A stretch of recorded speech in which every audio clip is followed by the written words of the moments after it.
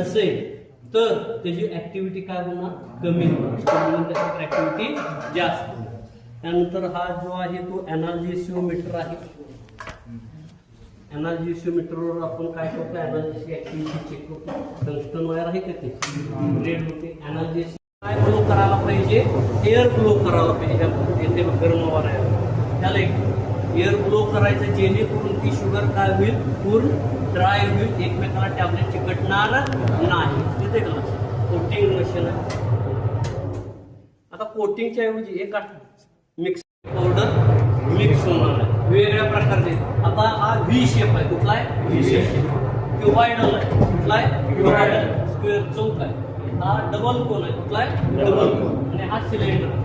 cylinder वेगवेगळ्या प्रकारचे mixing instrument